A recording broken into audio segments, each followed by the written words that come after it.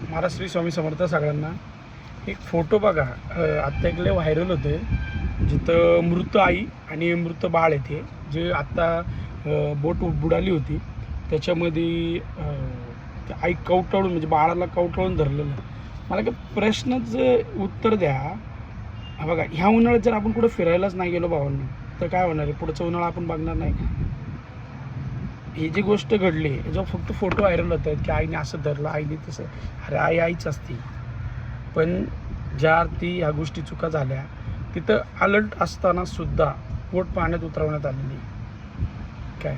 आणि हा अपघात झाला, आणि हा अपघात छोटा मोठा नसून खूप मोठा अपघात झालेला आहे. अजून बी काही लोक बेपत्ता आहेत, ते सापडत नाहीत. कशाला हाताने मरण आणत आहे तोवर थांबा घरी, सगळं व्यवस्थित होऊ द्या, मग फिरायला जावा, कुठं काय जायचं जावा.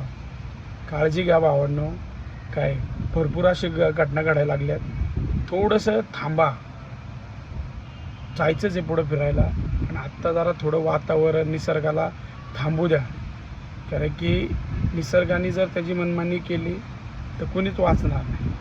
त्यामुळे आपल्या आपल्या पद्धतीने सगळ्यांनी राहायला पाहिजे, माझं असं म्हणणं आहे. काय ह्यात जर काय चुकीचं वाटत असेल तर कमेंट करून सांगा, बरोबर वाटत असेल तरी कमेंट करून सांगा. महाराज श्री स्वामी समर्थ.